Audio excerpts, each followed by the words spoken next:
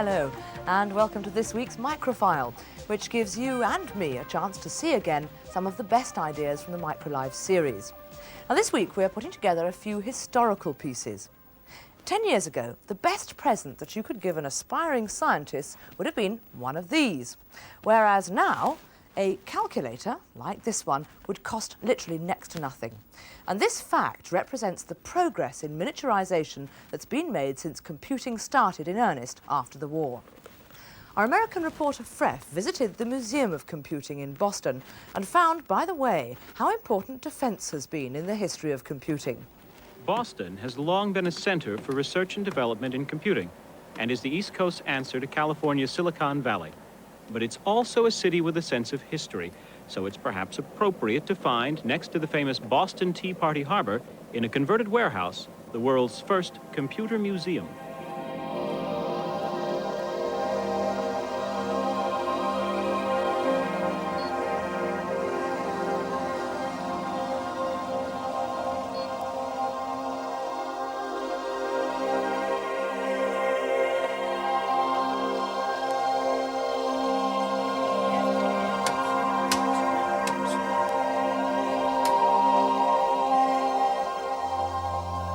The museum opened here in November 1984. Its collection features such highlights as the first object ever designed on a computer, this rather dull ashtray, a somewhat premature tombstone for the computer language COBOL, and even a display of animals built from leftover components and used in America in an advertising campaign.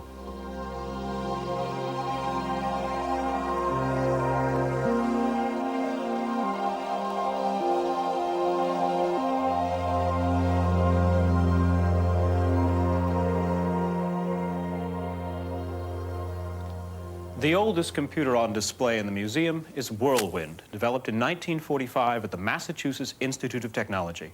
It cost $5 million to build and filled 2 very large rooms. This is one of the original modules. The U.S. Navy used it as a primitive flight simulator, and later it served as a prototype for the next computer on display, the Q7. The Q7 was the largest computer ever built, weighing nearly 175 tons. It used over 55,000 vacuum tubes ranged in 7-foot-high racks. Each of these tiny cores stored a single bit of data, giving the Q7 a total working memory of just 64K, the same as a small home micro today. There was also backup storage on huge magnetic drums that rotated at over 90 miles per hour and had to be constantly monitored against overheating. Each held about the same amount of data as a modern floppy disk. The Q7 was all a real computer should be, lots of switches and flashing lights. And it can also claim to be the longest-lived computer ever. It was built in 1958 as part of the American Air Defense System and, amazingly, was still in operational use in 1983, 25 years later. The control room, where the technicians tracked aircraft and missiles on bulky cathode ray tubes, was bathed in a vivid blue light. And there was even an early attempt at user-friendliness. Each console had its own light pen.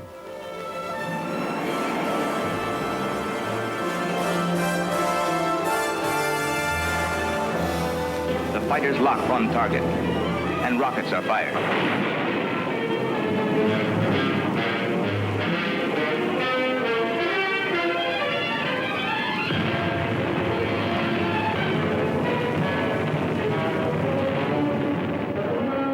This was a breakthrough. Not this, this. It's Digital's PDP-8. The first ever computer you could plug directly into the mains, it ushered in a whole new era of powerful mini-computers. Much more powerful and much larger was ILIAC-4, an early supercomputer. Its 64 processing elements, this is one, were the first to use solid-state memory chips. It cost over $100 million and consumed a greedy 500 kilowatts of power. The museum has devoted one of its galleries to computer graphics. This is perhaps the earliest example. It's a cloth portrait woven on a jacquard loom, a device that was programmed with punched cards. The first visual display units, huge cathode ray tubes, nestle up to the very latest plasma screen technology. Plasma screens work by using a grid of wires to energize tiny pockets of fluorescent gas.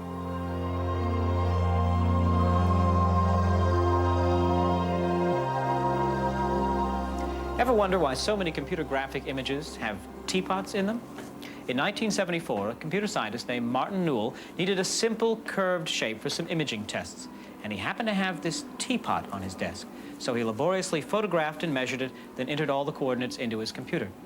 Other researchers, rather than repeat that effort, simply borrowed Newell's data, and a flood of simulated teapots was unleashed upon the world. Behind this glass is Martin Newell's original teapot. And in the computer alongside, Newell's data is processed to produce a matching picture.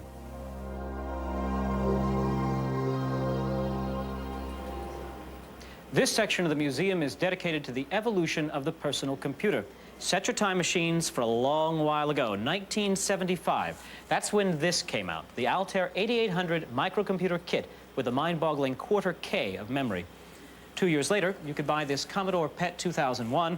Although a look at its keyboard shows it's still more for techies than typists, it did have an onboard cassette recorder. Here we have the Radio Shack TRS-80. We call them trash 80s here. The Honeywell kitchen computer, a failed consumer product. Very few housewives wanted to spend $10,000 to catalog their menus, but here was a winner. This board had two major innovations. First, its processor and its memory were together on the same board. That had never been done before. And secondly, it had BASIC built-in on a ROM chip. It's the Apple I. And when hobbyist Steve Jobs and Steve Wozniak built this, they had no idea they were about to spawn a multinational corporation. Over here, we've got the Osborne I, first portable microcomputer, and two British machines, the Sinclair ZX80 and ZX81, which broke price barriers and introduced thousands to computing who would never have otherwise discovered it. Well, the one thing which made mass computing possible is the development of ever cheaper memory. Over the past 15 years, the cost of computer memory has halved each year. In order to demonstrate the development of memory, we're going to take as a reference a page from a telephone directory. This marked area has about 1,000 characters. That's about 1K of computer memory. Well, one of today's typical home micros would have about 64K of internal memory, so it could store about 5 pages of a telephone directory. And the average floppy disk stores about 300K, so that's about 30 pages. In the early days of computing, things were far from easy. The processor and the memory it could deal with at any one moment consisted of hot thermionic valves, which acted as electronic switches. If one failed, the program crashed. Turn the machine off and all the data disappeared. Ever since computers were invented, everything they do has been based on the ability to store bits of information using those electronic switches. It took 2 of these valves to store just 1 bit of information. As 8 bits make up 1 byte or 1 character, 16 valves were needed to store it. To hold a stream of bits while they were being processed and so cut down on the number of valves, early machines used things called delay lines, either mercury columns or, as here, coils of wire into which sound or stress waves were sent. A bit would be sent in at one end at the speed of sound and be read at the other if it was needed. If not, it was fed in to go round again. Another invention which helped the machine store information as it worked was the magnetic drum. It spun round and, rather like a disk drive, information could be recorded on its surface and read back by these heads. This one can hold just 4 kilobytes of information. Using this kind of working memory, commercial computers appeared in the mid-50s. One of the earliest business computers in Britain was Leo, the Lions Electronic Office, used in the mid-1950s by Lions tea shops and other organisations like the Ford Motor Company to do their payrolls. It was the beginning of the mass use of the computer for data processing, without which big business today simply couldn't operate. This first-generation machine had thousands of hot valves, many of which had to be changed as they burnt out. For an hour a day, Leo belongs to its engineers for maintenance and testing. The voltage, normally kept to the operating figure, is made to fluctuate. Any valve or other component which can operate in such conditions is certainly fit for another 24 hours useful life. And if it cannot, then now is the chance to change it. Information about salaries, for example, was fed into the computer using punched cards. Preparing these cards was one of the most appalling jobs ever invented, and now happily just about gone. And information could be saved on the external or backing store, generally punched paper tape, for feeding into the machine again. Both the program and the data was fed in from these cards or tape.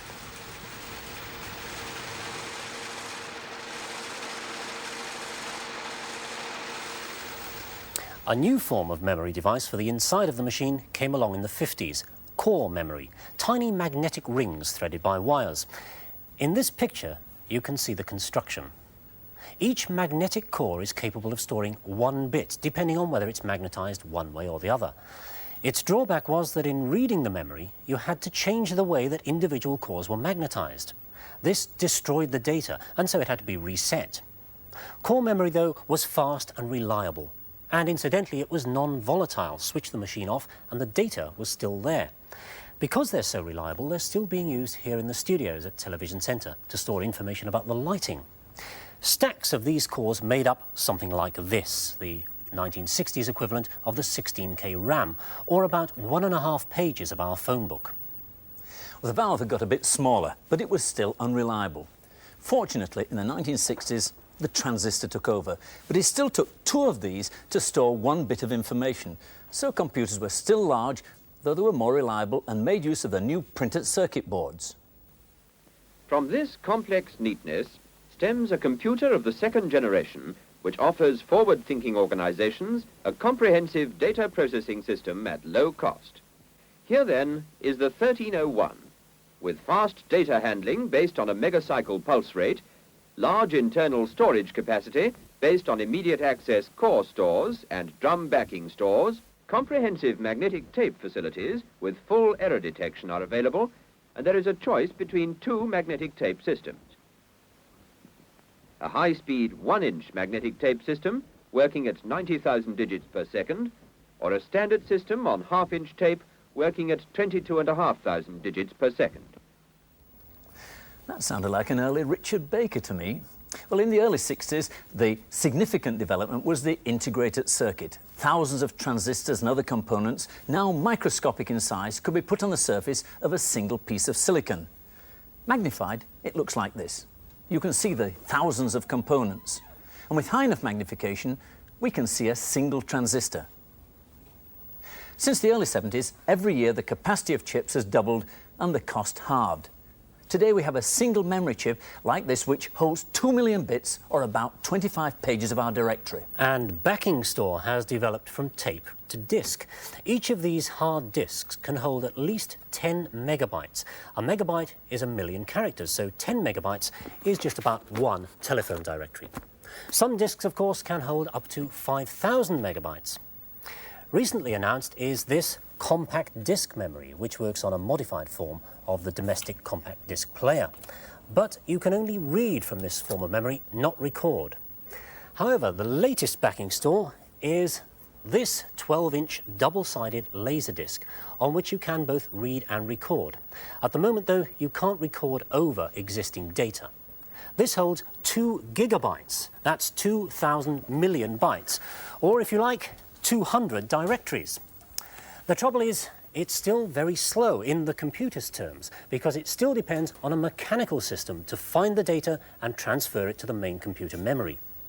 Many of tomorrow's computer tasks, like speech recognition and so on, are going to need much faster processing with enormous amounts of memory which can be accessed directly. So the search is on for fast memory which can do justice to those super processors. Faster processors, laser discs, technology is, of course, changing rapidly. But there is still no overall pattern. Manufacturers design hardware with little regard for each other. So getting computers to communicate with each other is still far too difficult. In fact, promises of an easy-to-use, integrated system of micros, telephones and mainframes are still unfulfilled.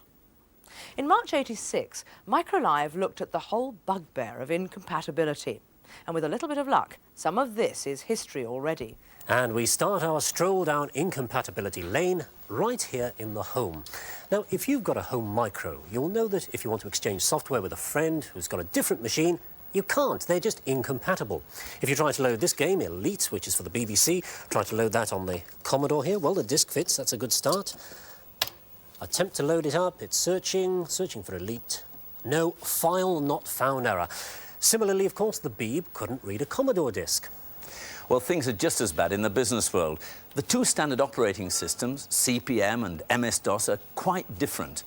For a simple job like copying a file from one disk to another on this machine running under CP/M, we type pip A:"file B:". Whereas on this machine running under MS-DOS, we type copy A:"file B:". Very confusing and quite unnecessary. And even where machines have the same operating system and claim to be similar, there can be problems. The IBM here and the Apricot over here, for example, use different sized disks. The keyboard layout is different. Those all-important function keys, for a start, are on the other side. Most importantly, there's no guarantee that software written for, say, this machine would run on this one, even if we could load it. But the situation is even more bizarre than that. Sometimes software won't run on different models from the same manufacturer. And you can't link programs together, not unless you're a software genius. For example, supposing I've been using this popular word processor package, and I want to incorporate this graph from Lotus 123 into my letter, and that's not an unreasonable request. Well, no can do, it's simply incompatible. Communication between machines, except at the very simplest level, is still very difficult. The reason differences in what's supposed to be a standard for connection of modems. For example, this lead connects into this Apricot OK, but it won't connect into this Macintosh. And even when you get the hardware to work, the software may prevent micros talking to each other or to mainframes. To communicate anything other than at a very simple level is really quite tricky. Electronic mail is very quick, very convenient, but the 5 major systems are all incompatible. If you're on one system, you can't send messages to somebody on another unless you use a telex. The electronic mail service 121, who have 20% of the UK market, launched a charter for compatibility. But Telecom Gold, who've captured 70% of the market, refuse to commit themselves to it. Now, Telecom Gold is part of the international Dialcom system. But we've taken this portable with its acoustic couplers to the USA, and there the things just don't work.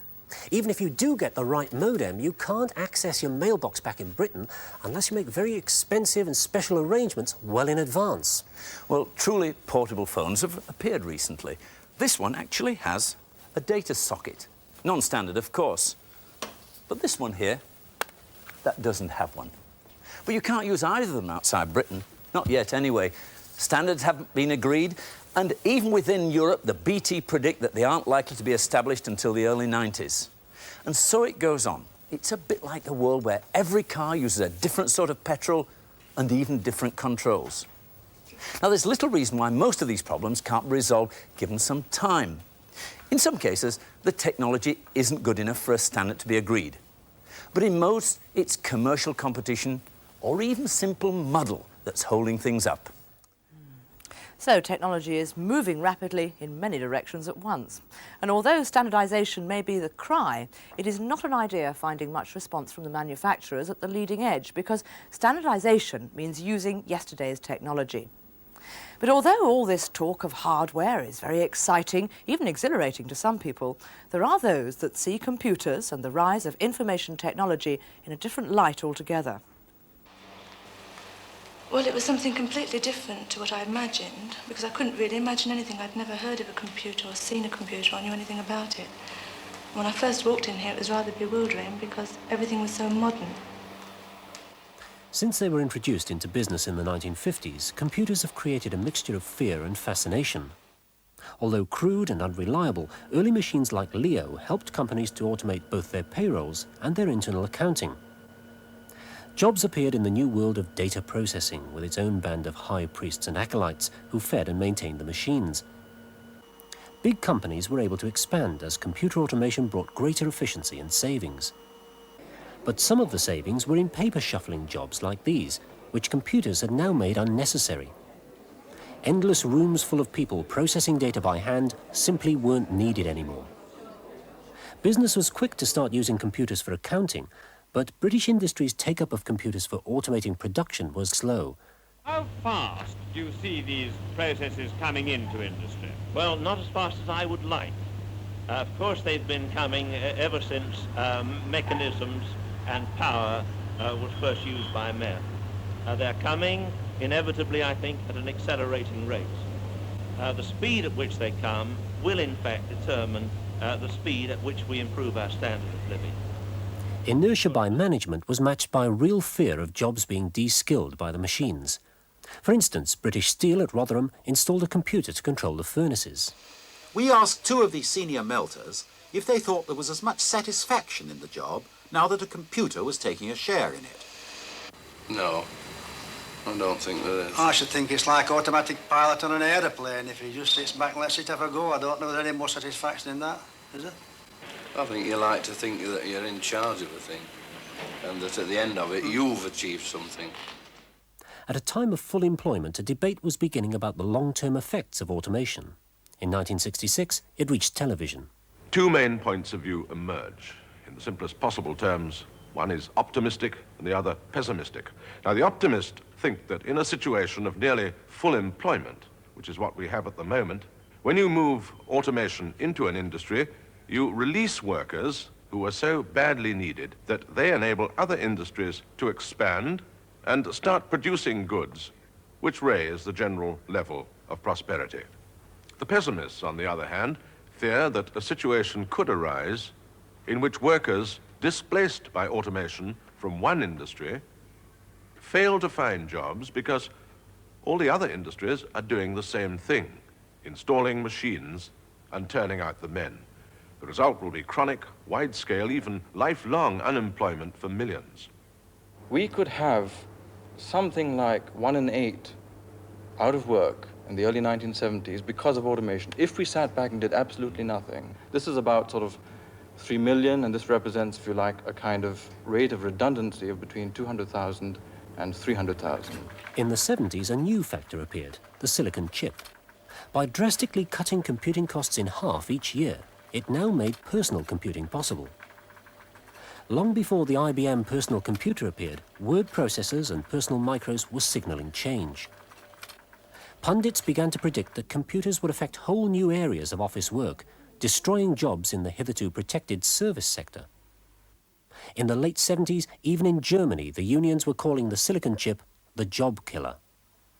In Britain, white-collar unions like ASTMS were clearly very worried, as their public campaign showed. Overall, it must mean a diminishing of the number of jobs available, not only in the UK, but in every industrialised country, in Europe, in the United States, absolutely everywhere. It will also go on over a considerable time period. This diminishing will go on perhaps over 20, 30, maybe even up to 50 years. Well, the unemployment situation is now worse than predicted, but the cause is as much the world's slump as any wholesale use of new technology by British management.